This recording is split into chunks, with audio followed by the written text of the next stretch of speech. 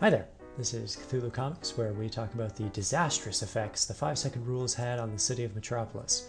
Today we are looking at Superman Secret Origin, written by Geoff Johns, penciled by Gary Frank, inked by John Sabal, and covers done by Brad Anderson and Gary Frank.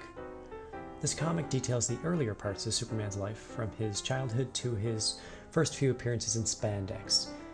I highly recommend this book for anyone wanting to get into Superman, and this video will be my testimony for its quality. I would like to apologize for the wait. I've had a very busy month returning to university, and I would like to return to a somewhat normal schedule, so let's not waste any time and get right into it. The story of Secret Origin centers around a young Clark Kent as he grows up to be Superman, each issue taking place at a different point in his life, from his days in middle school to his short time as Superboy alongside the Legion of Superheroes to his first days as Superman. We are introduced to several important characters in Clark's life, such as Ma and Pa Kent, Lana Lang, Lois Lane, Jimmy Olsen, and Lex Luthor. As Superman, Clark slowly catches the eye of Lex Luthor, who begins scheming to take down Superman out of jealousy of his powers. The story not only introduces Lex as a villain, but also Parasite and Metallo, who we will cover in just a minute. Within the story, Clark is clearly defined as a good person, even identifying more as a human at a young age, rejecting his Kryptonian heritage and refusing to believe it, wanting to be the son of Ma and Pa Kent.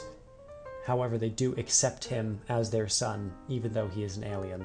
I believe that this concept is something that is very much misunderstood about Superman, especially after the release of the Snyder films. Superman, at his core, is a kid from Kansas. He's kind, affectionate, and genuinely cares for people. He doesn't save people because it's his duty as a Kryptonian. He doesn't save people because he's forced to by rampaging villains who want him dead. Clark saves people because he wants to, and he always will want to.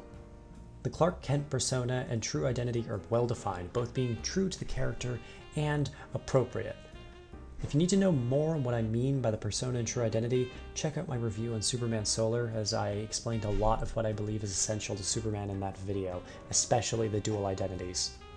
The primary difference between Secret Origin and Superman Solar is that while both are introductions to the character using low-stakes situations, Solar scratches the surface with nothing else below it besides shoddy acting and shot continuity, or lack thereof, while Secret Origin is just the tip of the iceberg.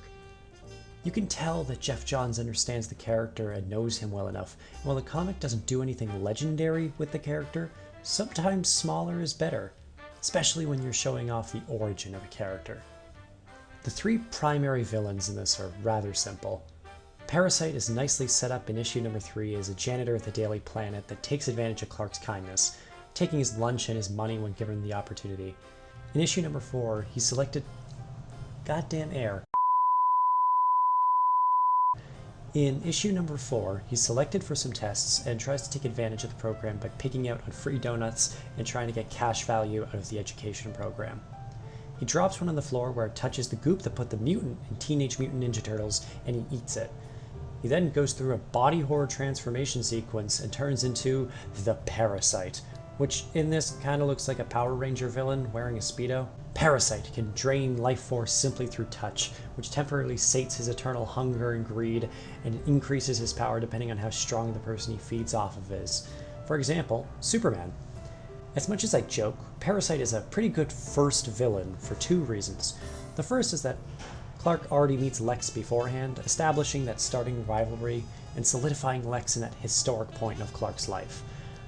The second is that Parasite is a byproduct of Lex Luthor.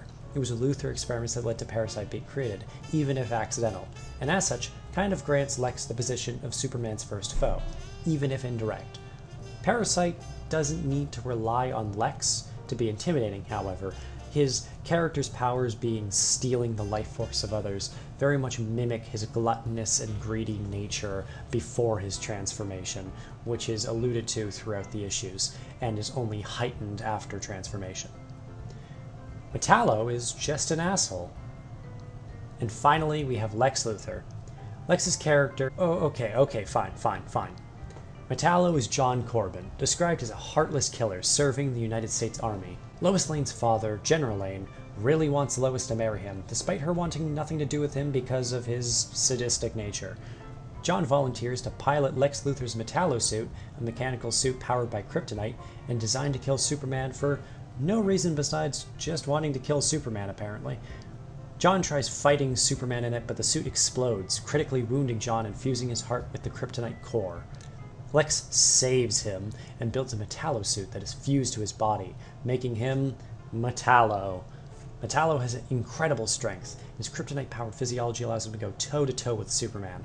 He can fire beams of kryptonite which are incredibly lethal, and his sadistic, unrelenting need to kill Superman makes him a dangerous foe. While I do prefer Parasite out of the two, I think John is yet another great villain for the Origin, not only because he's tied to Luthor, but because his power set shows us Clark's weakness utilized within a person. His status in the military also leads to ethical questions for Superman, where he doesn't want to fight soldiers that are following orders, but he needs to stop Metallo before he severely harms or even kills someone. Finally, we have Lex. Lex Luthor, as everyone knows, is an evil billionaire, but the comic delves a little into his mentality. Lex isn't just powerful because of his money, he's powerful because of the control he has over people, and he knows it. He's worshipped as a hero, someone who cares about the little guy. People gather around the fence outside his building to be selected to have their life improve for the better. He hates the Daily Planet, especially Lois Lane, especially after she besmirched Lex in public and mainly publicized Superman, pushing him as the city's new savior, a spotlight Lex can't share. Lex wants Superman studied and killed, not understanding why people like him when Lex can do so much more. Lex is not a physical match for Superman in any regard, but he's not supposed to be.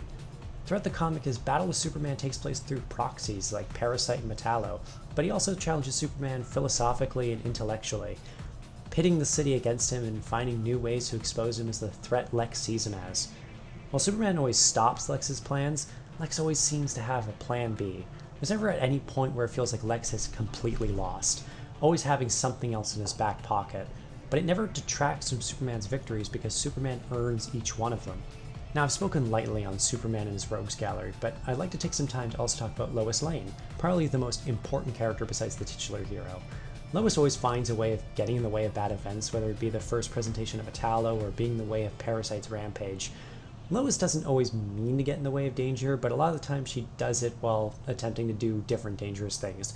She only runs into Parasite because she's talking to Lex after trespassing in an event, and she runs into John Corbin turned Metallo because she wants to see if Superman is okay, even though he is clearly hated by the military that is surrounding him and pointing weapons at him. Lois's confidence reflects off of Clark's apparent silliness, but also meshes well with Superman's bravery and good-hearted nature.